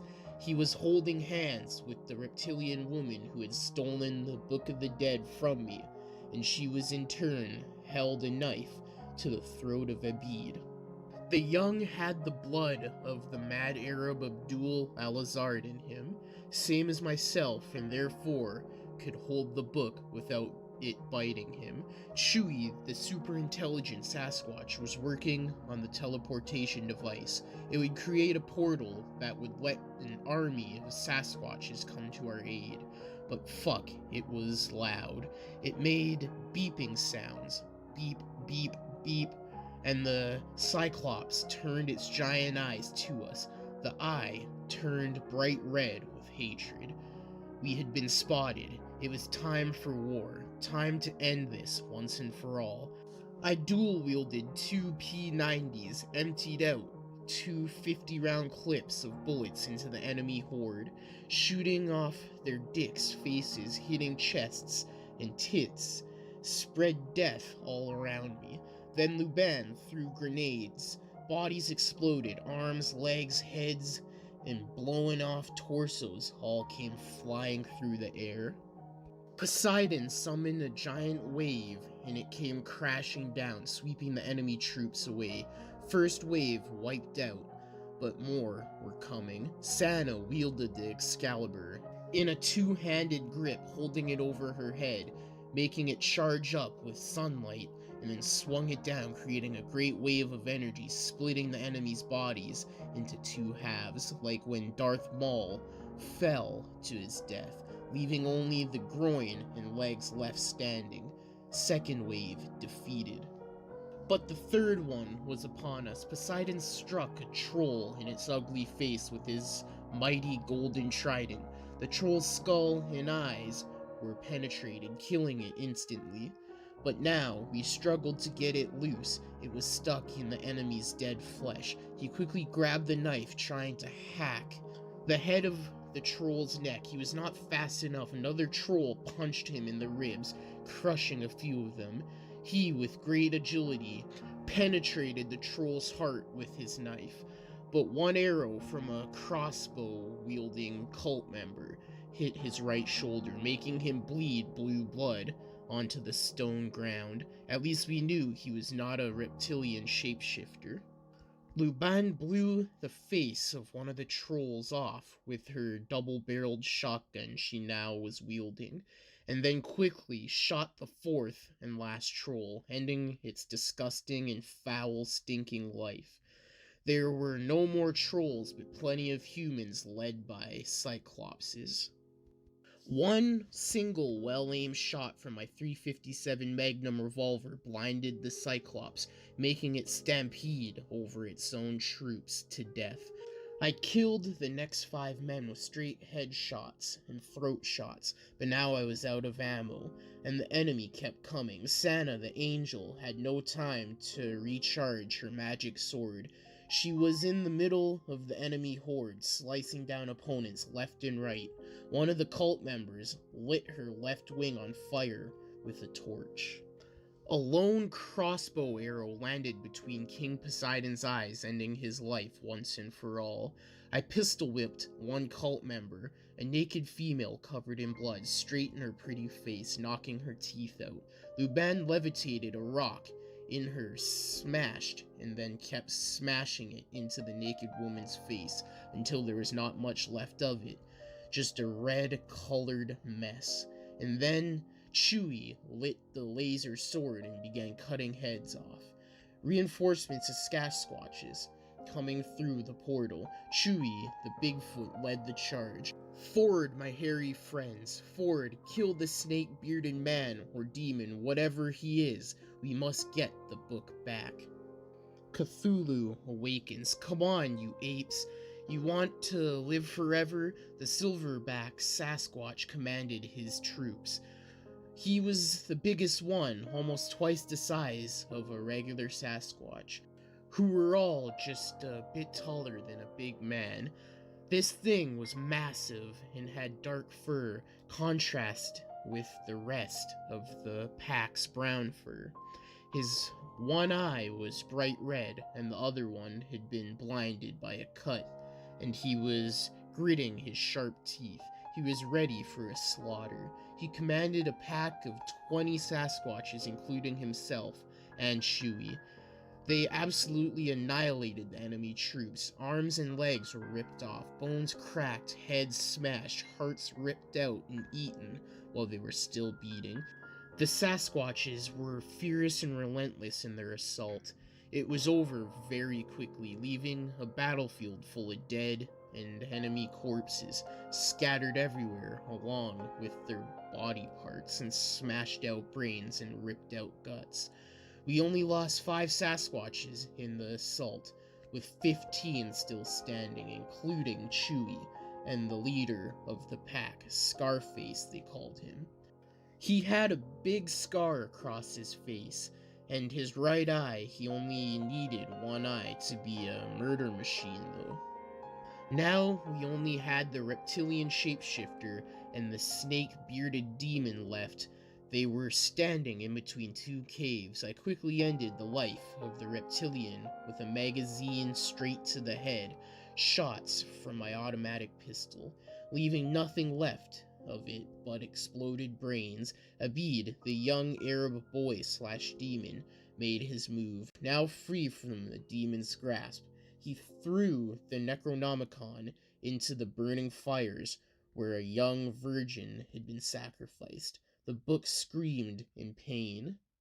But the Snakebeard triumphant held up a page from the book it had previously ripped out. He did not need to tell me it was the only page he needed. He began chanting in a language unknown to man. Out from the caves came two monsters. From the left was the snake-like head and body of a basilisk, and from the other one, right side, appeared a monster that belonged in the secretive caves of Mexico. It was huge and long, formed like a centipede, and its giant mouth was the size of a cave opening. These cave dwellers usually was waiting for its prey inside the caves, luring their unknowing victims into its foul mouth, pretending its ginormous, foul mouth was a cave opening. Conclusion would cause its victims to move inside and come back. They simply could not stay away from its call. The eyes of the basilisk made 5 Sasquatches into stone statues with its monstrous gaze. It moved its disgusting yellow eyes towards Laban. But the woman was quick in thought and movement both. She had a makeup mirror and showed the basilisk its monstrous face in the mirror. It turned to stone when it saw its own ugly face. The rest of the big hairy apes walked straight into the mouth of the other monstrous creature. It was just like in that story told by the madman, Night Nator. The Sasquatches knew they were marching to their own doom, but they simply could not stay away. The compulsion was too strong. Only Chewie and Scarface remained alive now. Chewie was striking at the monster's tail, but his laser sword was overheated and exploded in his hand. His right hand was blown off, and now he was punching the monster with his remaining furry left paw made into a fist. Santa cut the monster in half with the legendary sword Excalibur. Out of its cut-up body, dead Sasquatches came spilling out. Some were skeletal, some were half-digested. It was a disgusting sight, and it made me puke. Now Scarface was walking into its mouth. I could see into its open mouth, and saw that it had many hideous eyes inside. Scarface heard the call, and his compulsion appeared to be driving him inside the monster's mouth. It swallowed him, and after a few seconds it exploded from the inside. Scarface must have sacrificed himself and exploded a grenade. Only a disgusting mess was left of the monster now. Abid had transformed into his demon form and attacked the snake-bearded creature. What the fuck was that thing? Abid had picked up a dagger from the ground and cut one of the snakes out of the snake demon's face, trimming its beard a little. Disgusting, dark black blood spurted out from the cut on the snake man's face straight onto Abid's body. The boy screamed in pain. It appeared that the blood was like acid. It melted holes in the boy's skin. He stomped the cut-off snake's head on the ground to death. It sputtered into an explosion of blood, melting the boy's foot. The rest of us were in a trance-like state, hearing the call of Cthulhu, and could not intervene. Abid headbutted the snake-beard demon, putting his demon horn straight into its right eye socket. Of the snake demon, it had yellow insectoid eyes, meaning each of its eyes consisted of thousands of smaller eyes like an insect. Now one of those eyes were blinded.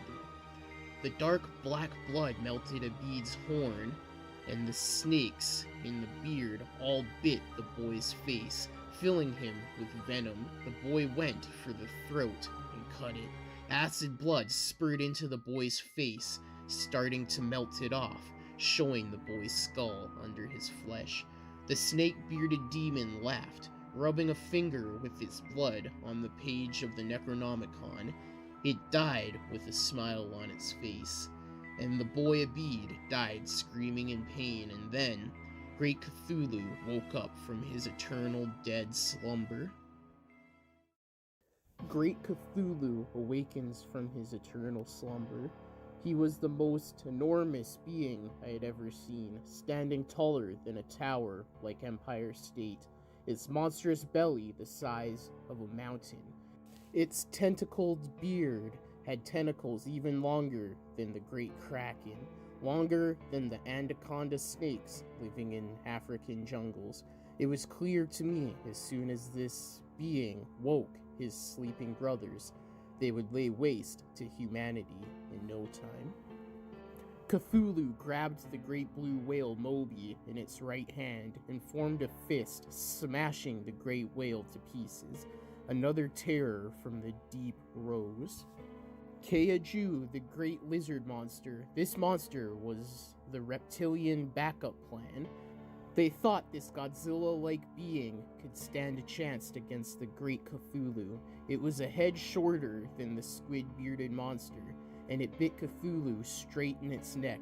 Cthulhu began to drip dark red blood from its wound, filling the ocean underneath it. Maybe the Illuminati was onto something. When the nuke plan had backfired on them, maybe this giant reptilian would be able to stand toe-to-toe against Great Cthulhu. But I had a very bad feeling about this. If I had to place a bet on this Clash of the Titans, I would wager on the Squid God. Cthulhu placed its hands on the great reptilian's face and struck its hideous thumb straight into the yellow eyes of the oversized lizard monster. The great kaiju roared in pain. Cthulhu began to strangle the kaiju monster by wrapping its eldritch tentacled beard against the reptilian's windpipe, trying to suffocate the monster. The reptilian hit the eldritch god with a haymaker into its gray belly, and Cthulhu retaliated with an uppercut to the reptilian's jaw, making the lizard bite its own tongue off. The clash of the giant monsters began to split RLA into two pieces. Their blows were so powerful that they caused a great cataclysm. A giant snake from Ying was summoned by Kaiju. It appeared to be its familiar, a monster bound to it that gave it spiritual strength. Now it came to aid Great Kaiju in this battle for life or death for all humans living on this planet. The snake wrapped itself around Cthulhu's throat and began to suffocate the monster like a boa constrictor. Maybe we could win this after all. Out from the dead carcass of the cave monster, a hideous cocoon was birthed, and out of that cocoon, an even more hideous sight was spawned. Nyarlathotep, the tentacled god we had defeated in the battle for the Excalibur, what seemed like a very long time ago when so many of our friends were still alive. We lost so many lives along the way, and now this abomination was back. I come in peace, humans. I am on your side. If Cthulhu destroys all humans, there will be no one left for me to torture. I am a malignant god, like a bad kid with a magnifying glass. Burning ants, and all of humanity are like ants to me. And you did surely not think you could defeat me so easily. What the tentacled-headed monster said rang true to my ears. He was on our side after all, and yes, defeating him had seemed too easy. Cthulhu grabbed the Snake of Ying and ripped it into two halves. It died in an instant, and then he grabbed the bottom and top jaw of the reptilian's face and began to rip it apart. After some struggling, he was victorious. The great Kaiju died a most painful death. Human, grab the Book of the Dead. You know what you must do if I am not successful in calming Great Cthulhu. The eldritch abomination Nyarlathotep spoke before trying to communicate with the world-ending squid god. I grabbed the book from the flames. I could only pray Nyarlathotep to be successful, or I would have to pay the ultimate price. Great Cthulhu swatted Nyarlathotep like a fly. Do it, no mother should live longer than their child anyway, Luban commanded me. It was the hardest thing I had ever done, but still, I had to do it, and quickly, without much hesitation, sacrificing the love of my life. There simply was no other option, but how could I do this? Well, if I did not do it, her and me would both be dead anyway, and so would everyone else on Earth, and she was willing, perhaps in death, she would be reunited with her only child. With tears running down my cheeks, I grabbed the Necronomicon and a dagger and stabbed my beloved straight in her heart. Blood magic, I had to pay in blood to the demon to grant my wish. The goat-headed demon, Baphomet, appeared in front of me. Your wish will be granted, human, for the cost of her soul, and yours both. Two lovers burning in hell, eternally tormented together. At least we will be together, I spoke. As you wish. The demon grabbed Luban's dead body and ripped it apart, blood spraying everywhere, and he sucked the soul out of her. Then he began binding Cthulhu to his will. After some struggling, the eldritch god began to go to sleep, like a hideous, monstrous baby. Me, Santa, the angel, and Chewie, the Bigfoot, all went to the submarine Nautilus and went back to the sunken city of Atlantis. When we were there, I said goodbyes to my friends, and alone walked into the portal to the house that does not exist. I remained here into the end of my days. No evil can enter this house. I am the keeper of the Necronomicon, and I will keep the Book of the Dead out of the hands of evil forever. Hey guys, thank you for listening to today's Creepypasta, and I hope you enjoyed. I do have a podcast called The Murder House Radio Show. Check it out. The link will be in the description below. It is a true crime podcast. But if you did like, comment, subscribe, and share for more. Hit the bell notification when you subscribe and select all to get all notifications whenever I upload. I upload 6 days a week, Monday to Saturday, at least one video a day. Now all the long episodes and full series of creepypastas are on all major podcasting platforms under the name Deadly_Zone_Narrations. There will also be a link for it in the description. Also, go follow all the social media accounts that are in the description below. I do have a subreddit called Deadly Narrations. The link will be in the description.